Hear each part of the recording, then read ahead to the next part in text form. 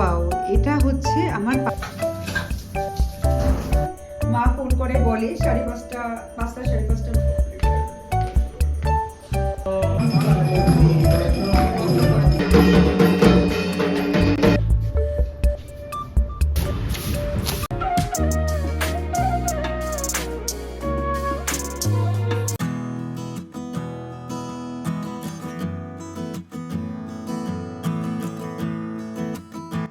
আমাদের কাহিনীতে তোমাদের সবাইকে ওয়েলকাম। আমাদের পাশে যে এই খালি জমিটা দেখছো, এই খালি জমিটাতেও কাজ শুরু হয়ে গেল। ওই পাশের জমিটাতে তো কাজ হচ্ছিলই, কিন্তু আজ থেকে এখানেও কাজ শুরু হয়ে গেছে। আর এই দেখো বড়া পাও চলে এসছে বড়া পাও। এটা হচ্ছে আমার পাশের বাড়ির প্রতিবেশী দিয়ে গেছে, ওরা মারাঠি। তো এটা এখন বানিয়ে খাবো, এর সাথে চাটনিও দিয়েছে, চাটনিটাও দেখাই। এই যে চাটনিটা ফ্রিজে ছিল, ওই কারণে অল্প একটু বাটিতে ঢেলে দিয়ে গেছে। এবার বাড়িতে বানানো বড়া পাও খাবো। আর আমার কাছে মিষ্টি চাটনি আছে ফ্রিজে, তো এটাতে মিষ্টি চাটনিও দেয়। ও মিষ্টি চাটনি বানায়নি, ওর কাছে সময় নেই বাচ্চা বাচ্চা নিয়ে। তো আমি মিষ্টি চাটনি দিয়ে আর এই গ্রিন চাটনিটা দিয়ে বড়া পাওটা টেস্ট করব। বড়া পাও যে আমার খুব পছন্দ হয় সেটা না, কিন্তু দিয়েছে তাই খাচ্ছি। বড়া পাও ব্যাপারটা হচ্ছে একটা আলুর চপ, আর সেটা পাউরুটির মাঝখানে ভরা। বানিয়ে তো নিলাম এটা, কিন্তু একবারে তো এটা মুখে ঢোকানো যাবে না মনে হচ্ছে। ট্রাই করি এটা। চেপটে পুরো চ্যাপটা হয়ে গেল।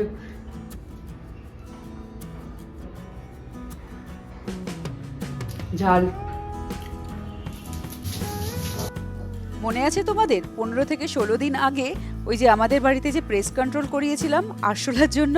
তো বলেছিলাম না 15 দিন পর আবার ওরা আসবে, এসে কি যেন একটা দেবে। তো আজকে সেই কাজটাই করছে ওই দাদাটা। এসছে আর একটা আঠার মতন কি একটা জিনিস মানে চারিদিকে ছড়িয়ে দিচ্ছে একটু একটু করে।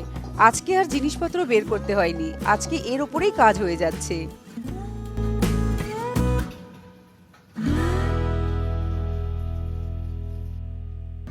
আজকে এই দাদাটার বেশিক্ষণ লাগেনি, ও কাজ করে চলে যাওয়ার পর আমরা এখন রেডি হয়ে যাচ্ছি একটা জায়গায়। এখন পুরো সন্ধ্যা কটা বাজে? 7টা বাজে। আমাদের এখানে সন্ধ্যা 7টা বাজে, কিন্তু আমি জানি কলকাতাতে এখন সন্ধ্যা নয়, কলকাতাতে অনেক আগে সন্ধ্যা হয়ে গেছে। মা ফোন করে বলে 5:30 5টা 5:30টার মধ্যে ওখানে সন্ধ্যা হয়ে যাচ্ছে। আর এখন রেডি হয়ে যাচ্ছি আমাদের এখানে, মানে পুরীতে খাড়কি কালীবাড়ি। এখানে একটাই জায়গা আছে বাঙালি কালীবাড়ি, সেখানে যাচ্ছি। সেখানে কেয়ার ছেলের সরস্বতী পুজোতে হাতে খড়ি দেবে, তো ওইটাই খোঁজ খবর নিতে যাচ্ছি। যেখানে সরস্বতী পুজোর কি নিয়ম, হাতে খড়ি হয় কি না, বা কি কি লাগে, এইসবই খোঁজপত্র নিতে যাচ্ছি।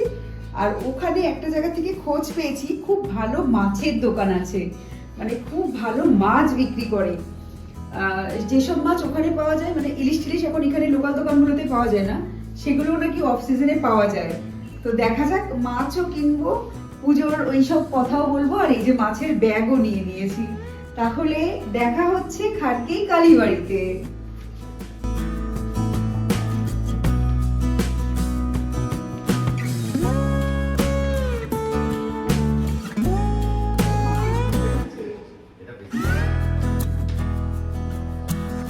গাড়িটার অবস্থা দেখো, এখানে দেখো কি ধুলো পড়েছে। এই যে এখন কোথাও যাওয়ার আগে গাড়ি পরিষ্কার করতে হবে, এত ইস রে।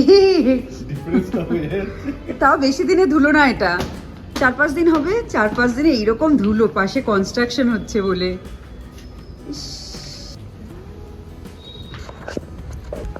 রেডি হয়ে ভালো জামা কাপড় পরো, তারপর গাড়ির ধুলো মোছো। আর এই গাড়িটা কিন্তু আমাদের কাছে আর বেশি দিন নেই, 2 দিন বা 3 দিন আছে, তারপর দিয়ে দিতে হবে গাড়িটা। এই ওই ওপরটা দেখো কি ধুলো, চকচক করছে। ওপাশটা দেখা যাবে, চোখ মুখ দেখা যাবে, আয়না হয়ে গেছে ওপাশটা।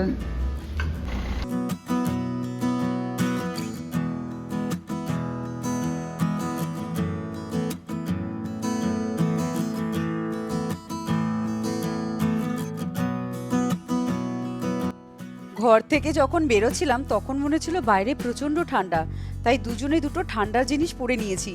কিন্তু রাস্তায় যেতে যেতেই এত গরম লাগছে, তারপরে অবস্থাটা দেখো। পুনেতে এত গরম, এটা পরে এসেছিল বাড়ি থেকে যে ঠান্ডা লাগবে, এটা খুলে দিতে হলো। এখন এত গরম লাগছে গাড়ির ভিতরে, আমারটাও খুলে দেবো একটু পরে গিয়ে। এখানে ঠান্ডা নেই বললেই চলে, একদমই নেই। মানে রাস্তায় লোকজন দেখো, রাস্তায় লোকজন শীতের কিচ্ছু পরেনি, এরকম ভাবে যাচ্ছে। আর আমাদের ওখানে কি ঠান্ডা, কি ঠান্ডা।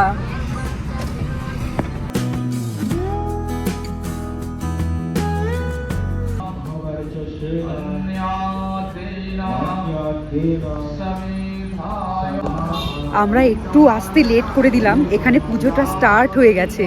দেখো পিছনে পুজো হচ্ছে।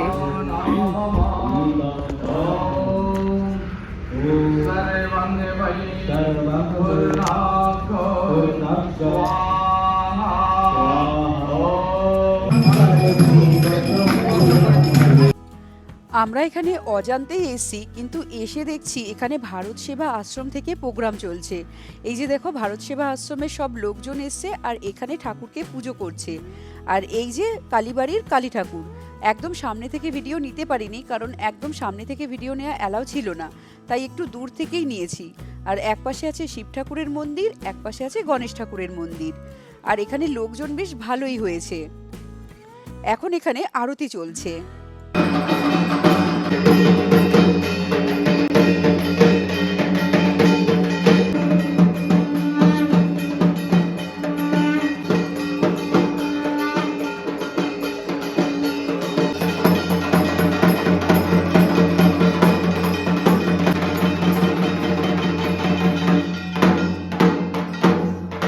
এখানে আরতি যখন শেষ হয়ে যায়, আরতির পরে ছিল প্রসাদ। আর এই প্রসাদটা কিন্তু ভারত সেবা আশ্রম থেকেই দেয়া হয়েছিল। ছিল গরম গরম খিচুড়ি, যেটাতে ছিল সবজি দেয়া। আর অভিককে দেখো কত খুশি প্রসাদ পেয়ে। সাথে ছিল চাটনি আর পায়েস। এখানে এসে জানতে পারলাম ভারত সেবা আশ্রমকে প্রতি বছর নাকি কালীবাড়ি থেকে কিছু পয়সা ডোনেট করা হয়। তো আজকে সেটাই হচ্ছিল, সেই উৎসবই চলছিল। এখন আমরা এখান থেকে বেরোচ্ছি। মানে ভাগ্যে ছিল প্রসাদ খাওয়াটা, তাই খেতে পারলাম। এগুলো প্রসাদ খাওয়া আমি মনে করি কপালের ব্যাপার। এত জায়গায় তো যাওয়া হয়, কিন্তু প্রসাদ কোথাওই খাওয়া হয় না। তো খুব ভালো লাগছে, এতদিন পর একটু প্রসাদ পেয়েছি ঠাকুরের, ভাল লাগছে। আর কেয়ার ওই ছেলের হাতে খড়ি দেওয়ার ব্যাপারটাও জিজ্ঞেস করে নিলাম, এখানে হবে। এবার দেখি কেয়ারা যদি আসতে পারে তাহলে ও ছেলেকে দিয়ে নেবে। আর এখন যাচ্ছি মাছের দোকানে। জানি না মাছের দোকান কতটা খোলা পাবো বা কতটা কি খোলা থাকলো আদৌ কি পাবো এত রাত্রে। হ্যাঁ, কিন্তু যাই, দেখি একবার, এত সামনে এসেছি যখন ঘুরেই যাই একবার। এই দেখো, এত দূর থেকে মাছের দোকানে এসেছি, মাছের দোকান পুরো ধুয়ে মুছে একাকার। অনেক বলাতে ভেতর থেকে খালি একটা ইলিশ মাছ এনে দিল, আর কোনো মাছ দেখায়নি। দুটো ইলিশ মাছ নিয়ে এসছে, তার থেকে চুজ করে একটা ইলিশ মাছ আমরা নিয়ে নিয়েছি। আর এই যে মাছটা, এই মাছটা হচ্ছে 1000 টাকা করে কিলো নিয়েছে। দু রকমের মাছ ছিল, একটা ছিল 1400 টাকা করে কিলো, একটা ছিল 1000 টাকা করে কিলো। তো 1000 টাকার কিলো মাছটা আমরা নিলাম। আর এখানে 600 গ্রাম মতো মাছ হয়েছে। আর দোকানদার এখানে বলছে প্লিজ একটু তাড়াতাড়ি আসবেন পরের বার থেকে। পেয়েছি ইলিশ, পেয়েছি ইলিশ, পুরো ধোয়া মোছা দোকানে পেলাম ইলিশ আর কাঁকড়া। বাড়িতে গিয়ে দেখাবো। ও হো, কতদিন পর পেলাম। সত্যি আমি আজকে ভীষণ ভীষণ খুশি। অনেক দিন ধরে ইচ্ছে হচ্ছিল ইলিশ মাছ খাবো, ইলিশ মাছ খাবো। আমরা যে নর্মাল দোকানটায় যাই সেখানে ইলিশ মাছ আসছিলই না, বহুবার জিজ্ঞেস করেছি। তারপর এখানে ইলিশ মাছ পেয়ে ভীষণ খুশি। বাড়ি গিয়ে তোমাদের কালকে দেখাবো ইলিশ মাছ আর কাঁকড়াটা।